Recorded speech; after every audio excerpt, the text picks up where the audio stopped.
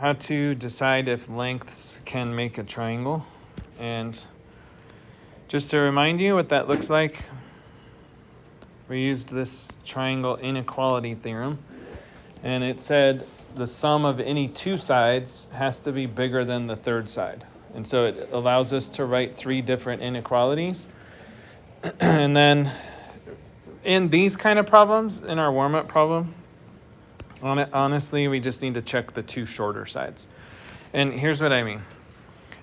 In this first one, if I stick 7, the biggest side, with either of these two, obviously it's going to be bigger than the third when I add them together. So really, we just need to check the two short sides. And if those two add up to be greater than the longest side, then we're good. So this one does make a triangle.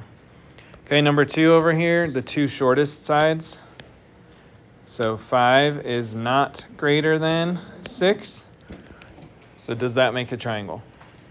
No. And just to remind you what we're kind of thinking through in terms of visualization. So if this bottom is 6, this is kind of like this case. 3 and 2, they won't stretch across far enough to meet each other in a way that creates a triangle. Okay, how about 3? I think from here on we can just do it pretty fast. So you guys just say yes or no. 3. Yes. Yep. 4. Yes. What kind of triangle is 4, even without looking at it? Good job, it's isosceles. Number 5. Yes. 6. 7. 8. Okay, so we only had one no on that one. Any issues with that? Okay. So that was one thing we did yesterday. Another thing that we had done was we started here and said, how do we know which angle is biggest if we're given the side lengths? And so we said the smallest angle is across from the smallest side and the largest is across from the largest side. And whether we're given a picture or not, we can still answer that question. It's really not too bad because we can always draw our own picture. So here's some examples just to remind you. 2 with pictures, 2 that we had to draw our own. And then also I mentioned that if you don't have a picture, you can always just look at which letter is missing. So like in this one, 13 was the biggest side and the letter U was missing, meaning it's opposite of VW. It has to be. VW is the length, so the other letter must be the angle opposite of it. So you can do it that way too. So angle U was the largest. And then I told you we were going to look at this kind, which is just the opposite. So now we're given angles and asked which is the longest side, shortest and longest side. But it's the same concept. So the longest side will be across from what? The largest angle, okay? And just keep in mind on these, it's completely feasible. Like I'm working up here on this top left one. It's completely feasible for me to not give you all 3 angles. Why? I mean, if we have 2, we can always get the third by subtracting those from 180. So, like these kind of problems are pretty basic, but it can also require a little bit more work if I don't give you all the information. So, for example, this one, which side, let's just label the shortest and longest sides. And we said it's the ones across from the smallest and largest angles. Just reversing the process we did yesterday. So which side is going to be longest or shortest? Let's start with that. Yeah. Guys, one thing I did note on some of your tests is you're just calling a side by a point. Like, is this side G? So do you see how we have to use 2 letters to name a side? So this is G to E. So our side length is GE. And put a little line above it. Okay, longest. What would the longest side be? FE. Anybody know what Fe is on the periodic table? Just thought of that as we wrote it. That's iron. Okay. Let's put one of these in your notes so you have it as a reference in case you forget.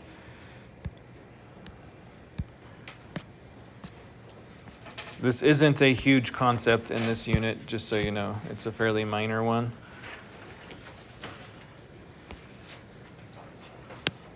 But it's easy enough to put it in here.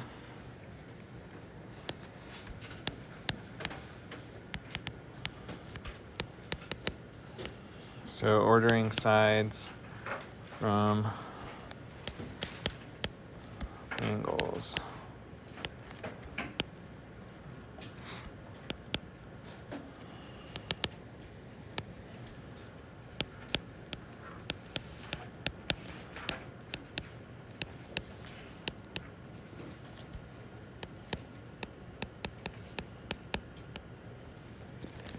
I'm using the angle symbol there since I kind of ran out of room. So the shortest is across from the smallest angle.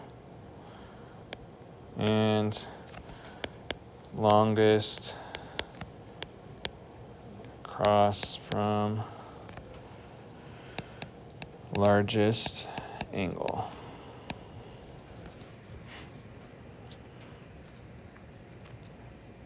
Now, this one has a picture, so it makes it kind of easier to see. You can just look at the longest and shortest sides. Sometimes it's not as easy to tell, though.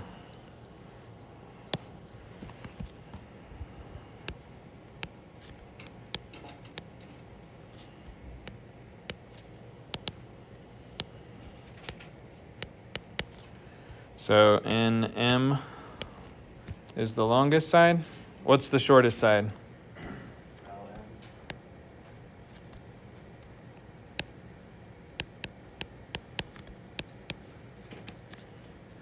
Yeah. Okay, make sure you're using 2 letters to note any lengths. In fact, let's put a reminder down here.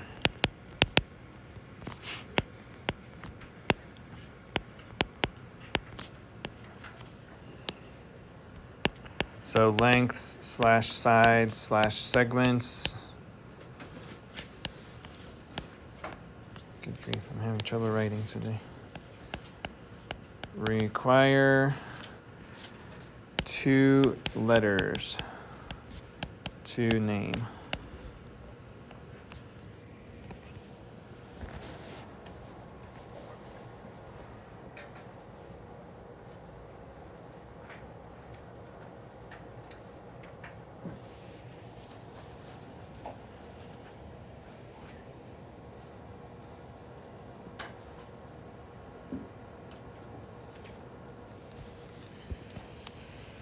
Okay, so let me give you a chance to try this. We've done the first 2. You guys do 11 and 12. And you're welcome to draw a picture if you want, or just do it without. You can do it either way. So I'm going to give you just a minute on that, maybe a minute and a half.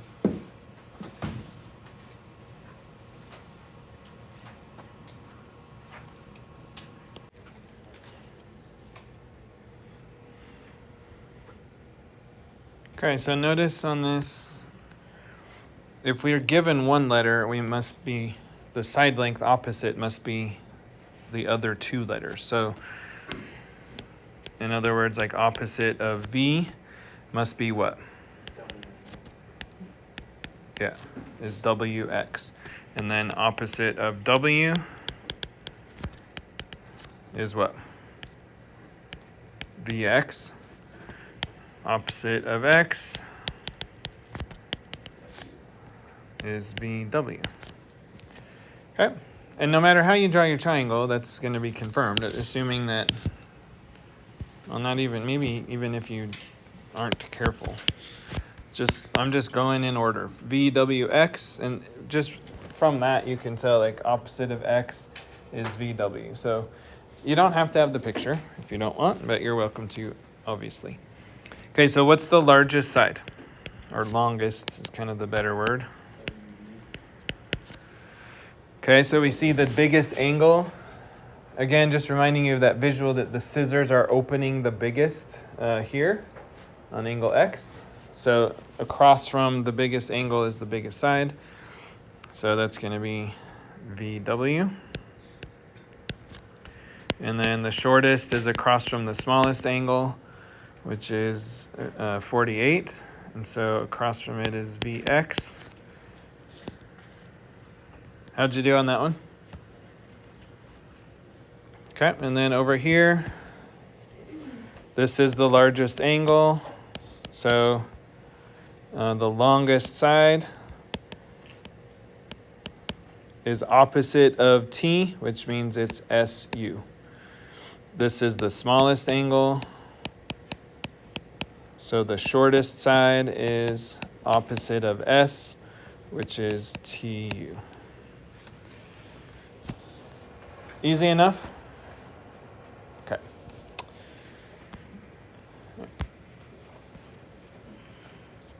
All right, so these are kind of interesting. This uses the triangle inequality theorem. And let's abbreviate that a little bit. Okay, read the problem. We'll go back and review that theorem and then come back and do one or two. We can put one in your notes, but there's a little harder version of these that I think you'll probably rather have, but we'll see. So it says two sides of a triangle have the following measures. Find the range of possible values for the third side. So here's basically what we're doing. Let's say I give you that this is 9 and I give you that this is 5. And so we're trying to figure out the range of values, meaning it has to at least make a triangle. That's the minimum. So I couldn't say, oh, let's do 3, because that wouldn't make a triangle. It's too short. So what's the minimum that we can use, as well as what's the maximum? So think about, like, if I drew this way out here, well, now the 5 is too short, kind of idea, right? Or could be. So do you kind of see a sum and a difference going on there? In other words, whatever the difference of these is, it has to be bigger than that. But whatever the sum of those is, it has to be smaller than that. Otherwise, the whole thing will be too small. So it's basically relying on, just to remind you of this thing again, it's relying on the fact that we can write 3 inequalities just going around A plus B, like those two have to be greater than C, these two greater than A, and those two greater than B. Yeah. Okay, that's all that's relying on. And it works out to be the sum and the difference, which in these kind is easy.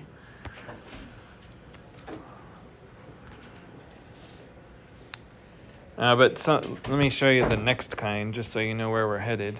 Do you see how if we add x's in here, now we can't just ballpark it. Like, we can't just add them and subtract them, because we have no idea. That's the kind we need to be able to do, but we start with these kind of easier ones first. So let's go put one in your notes, and then I think we'll do one of each kind, an example of each kind.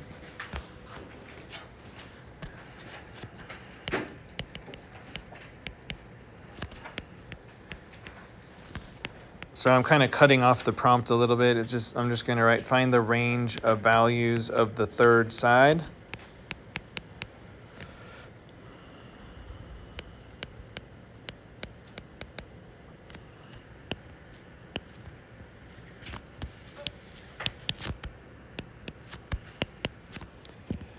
Okay, this could be given to you something like this in a picture. It could be given to you as a list. Something like, if given 4 and 12. Okay, so you could draw your own picture, maybe you're given it, etc.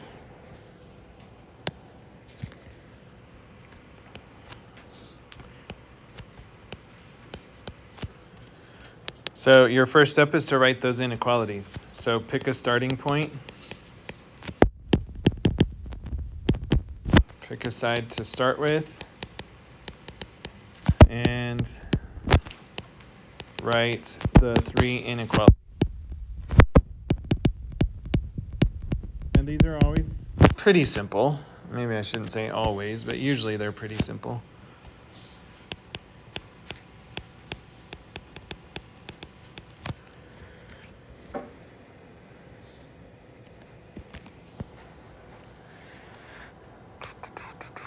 I'm going to underline the word range. I just thought of that because what we're going to have when we're done is a compound inequality showing a minimum and a maximum value for this.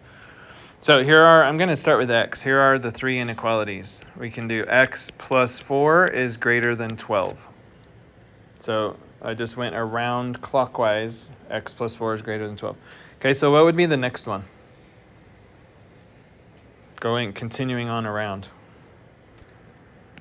4 plus 12 is greater than x. So those two have to be bigger than the third side, which now is x. Okay, and now we're starting at 12. 12 plus x is greater than 4. So there's our three, just straight off the theorem. Pick two sides and say that their sum is greater than the third side. That's all that we just did. Okay, now solve them. So step 2, solve each inequality. Do you guys remember how to do that from algebra? It's essentially the same as solving an equation. You just have to be careful if you divide or multiply by a negative to switch the inequality.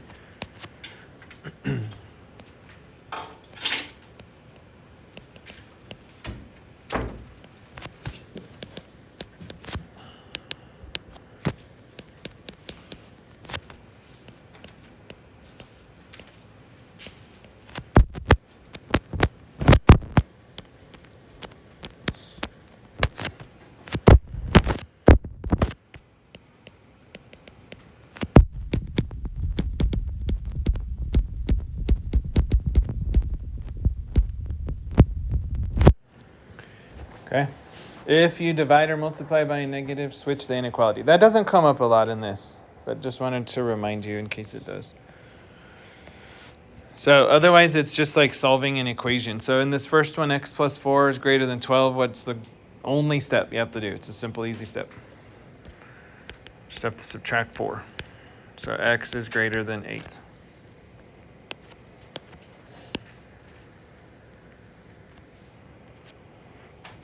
Okay, next one, we just add those two together. So that's really no big deal. And then this last one, we subtract 12. And it says x is greater than negative 8. Okay, this always happens. One of the three will always give you some information that's not necessary. Can you tell which one that is?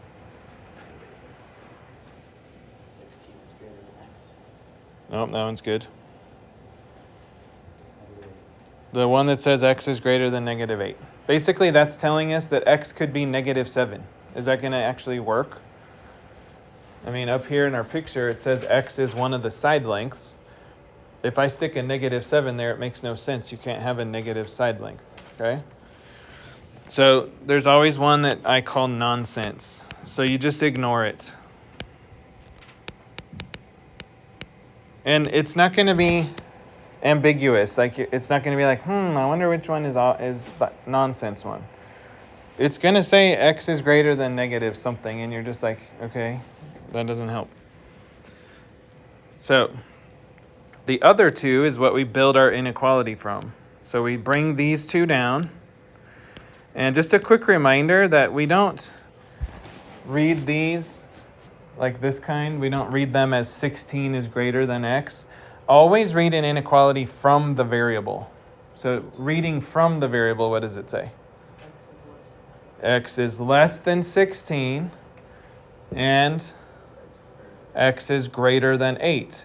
So it makes a range of values. Do you hear it? It has to be bigger than 8 but less than 16 for this to work out. Okay? So we write our compound inequality this way. You will always put x in between two less than signs. Always. X goes between two less than signs. And then put the smaller number first and the bigger number second. Smaller number and bigger number. Okay, and then that's your answer. It says to make this work out as a triangle, x has to be between 8 and 16. Notice there's no or equal to on there. If it was 8 or if it was 16, that wouldn't make a triangle. So it has to be strictly between those two. And again, we ignore that third answer. So in these basic ones, do you see how it's just the sum and the difference? So you look at these, the sum is 16, the difference is 8. You see that? So we can give you that little shortcut.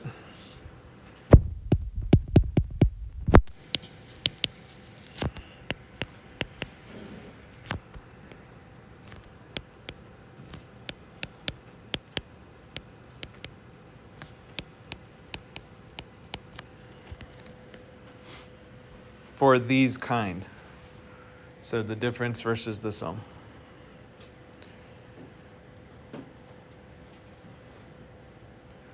It doesn't work that way when you have x's floating around in all three of them, but it's the process we did always works. So shortcuts don't always pay off. Sometimes they're nice though.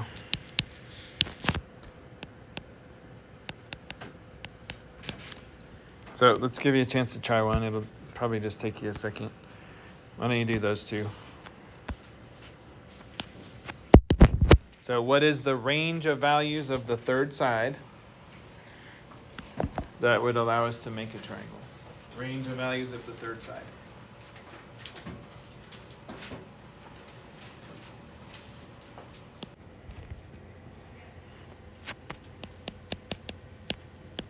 Here are our three inequalities that we're solving.